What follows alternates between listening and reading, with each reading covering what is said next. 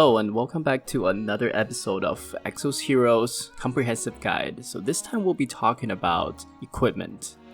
And before we go too far into this, I just want to say a big thank you to everyone who watched our Dragon's Guide. That video did fantastic. We got a lot of good feedbacks and it's great to see so many people found it very helpful. So big thank you to everyone who watched it and support that video. And for everyone who's watching right now, if you do find this video informative and helpful, please consider leaving a like and subscribe to our channel. It's very much appreciated. But with that being said, let's talk about equipment. So this is going to be part 1 of a 2-part series. And in this section specifically, we'll focus on some of the higher level equipment mechanics.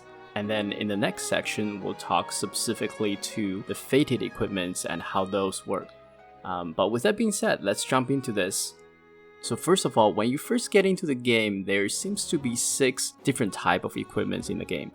And in reality, there are only 2 equipment categories, and we call those the offensive and defensive equipment. And we'll talk a little bit about that in just a bit. Also, equipment is divided into 2 groups. So there are physical equipment and magical equipment. And the only thing that truly matters here is that physical attack heroes can only equip physical equipment, while magical attack heroes can only equip magical equipment. But fundamentally, there is no difference between physical or magical equipment, as we will see in just a second. And lastly, just pointing this out, the equipment slots are locked at the beginning. As you level up your heroes, you get to slowly unlock those as you go. So here we're showing the main and substats for each equipment.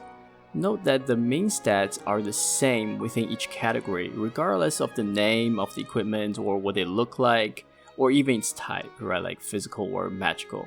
So what do I mean by that? So if we look at a weapon, right, any weapon in your inventory, they're always going to have attack as their main stat. Whether that's a magical weapon or a physical weapon, whether it's, a rare weapon or a legendary weapon or a fated weapon, it's always going to have attack as its main stat, so that doesn't change.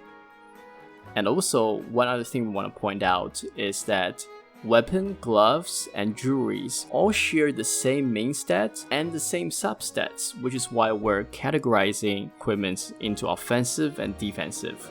So weapon, gloves, and jewelries all have attack as their main stat. And for their substats, it's always going to be critical hit damage, hit, attack speed, and critical hit chance. So it doesn't change regardless of the rarity of the equipment, regardless of the type of the equipment.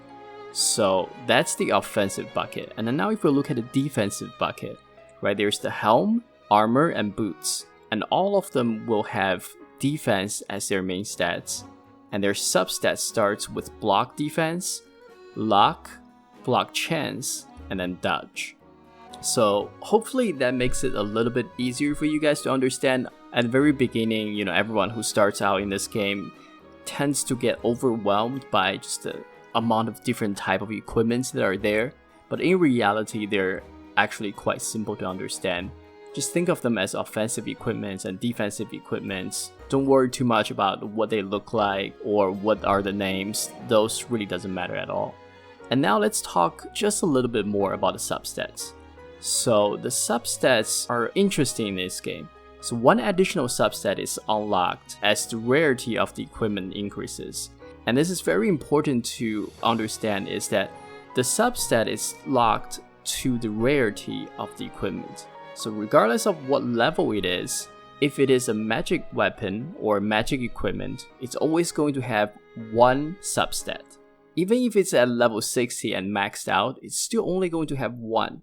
And I think this is something that's very different from a lot of the other gacha games, where you tend to see substats getting unlocked or even improved as you level up your equipment. That is not the case in Exos Heroes. Similarly, if you have a rare equipment, it will always have 2 substats, a legendary equipment will always have 3, and a fated equipment will always have 4. And one other thing to point out is that additional substats are unlocked in a sequential order. So what does that mean, sequential order? So when you have a magic weapon or a magic equipment, you will have one substat, and it's not just a random substat. So let's pick weapon for example. If you have a weapon that's magic in rarity, it will always have attack as its main stats, as we have already established that. And its substat is always going to be critical hit damage. You will never see a weapon that's magical rarity with attack speed on it.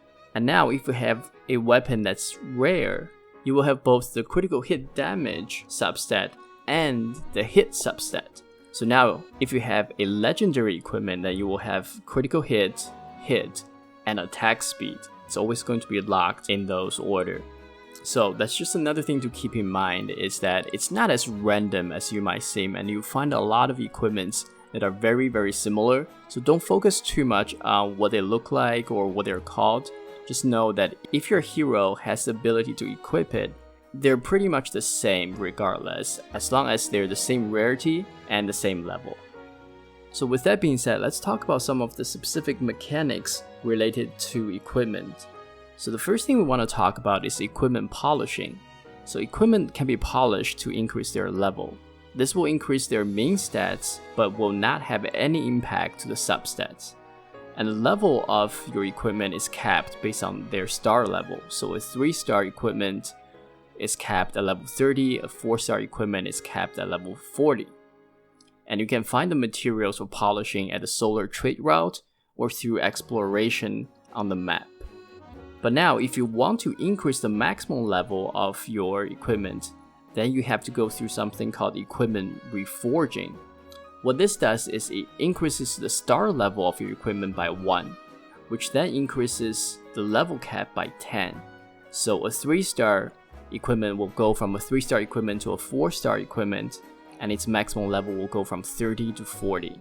Note that in Exos Heroes, when you increase the star level of an equipment, you also don't get a new substat. Like I said before, the substat is always tied to the rarity of the equipment, and it's predetermined. So that's another thing that's a little bit different from other games like Raid Shadow Legends or Summoner's War. And this is one thing we want to point out is, neither reforging or polishing will increase the substats or add new substats, which is a very important concept to understand because that makes lower rarity weapons much weaker. And it's one of the reasons why we highly recommend you to not keep anything that's below legendary. Also, for legendary and fated equipment, once you reach level 60, which is the maximum level, you can then further increase their maximum level through something called special reforging. And what this does is, each time, if successful, it increases the maximum level by 2. And this can happen 5 times, which in turn increases the maximum level of your equipment up to 70 from 60 before. Now let's talk a little bit about weapon awakening. So for weapons specifically, and this only applies to legendary and fated weapons, they can be awakened to increase their main stat, and this can happen up to 10 times. And again, this does not have any impact to the substats. It will neither add a new substat nor increase the level of your substats. For the equipment, on the other hand, you can do something called equipment enhancing, and this also applies only to legendary and fated equipment that are at max level. And equipment enhancing is very interesting in this case because this is the only mechanism in the game in which you can manipulate and add your substat. So with equipment enhancing, you can add a new substat to legendary equipment, which only have 3 to start out with, so now you can have 4 similar to other fated equipment.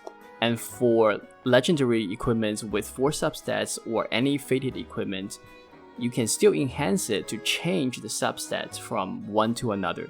Now, this is completely up to chance, and the cost of enhancement increases each time, up to 10 times. So it's a very costly process, and some of the substats that you changed before are still subject to another change the next time you enhance it. So the RNG is really not in your favor in this case. So overall, the high cost and the fact that it's so RNG dependent makes it a not very free-to-play friendly mechanism. So with the mechanics now out of the way, let's talk a little bit about how to think about the equipment. right? Like, what type of equipment should you be collecting, and how should you be using them? So one of the biggest things we want to talk about is that we do not recommend to invest too much into equipment that are below legendary grade. In particular, we highly recommend not to reforge equipment below legendary grade, because reforging at a higher level, once you get to 5-star or trying to hit 6-star, it's very, very costly, and those materials should be saved for legendary grade equipment, or definitely should be saved for fated equipment.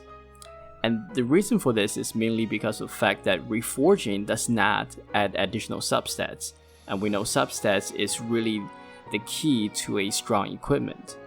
So the incremental value that you get from the additional levels that you get and the improvement to your main stats really doesn't justify the investment in your materials. So definitely save those materials for your fated equipment, fated weapons in the future. As for legendary equipment specifically, reforging can be beneficial. Frequently use heroes to boost their overall combat power, especially for those players who are in the early to mid game. This can allow you to increase their effectiveness, whether it's helping you through a campaign battle or helping you through some of the dungeon content. Is great.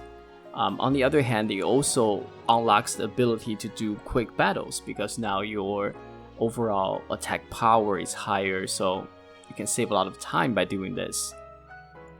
Furthermore, in the future, these equipment can be then re-equipped to other heroes that you can use in special dungeons or other area of the game, so there's definitely use for them. But I would be very careful about actually reforging them to 6-star, because again, it's very costly and the benefit of it is not so high. So maybe consider just leaving them at 4-star or 5-star and save those precious materials for your fated equipment in the future. So with that being said, hopefully you found this episode helpful. If you have any questions regarding the different mechanics, feel free to leave a comment in the section down below. And in the next episode, we'll talk specifically to the fated equipments, how you can get them, where you can get them, what is the best way to obtain fated equipment, and who should you be putting them on. So we'll talk those in the next episode, and that's going to be something very exciting. So we'll hopefully see you there. But with that being said, hopefully you guys enjoyed it. Don't forget to like and subscribe if you did. Then we'll see you in the next episode. Bye bye.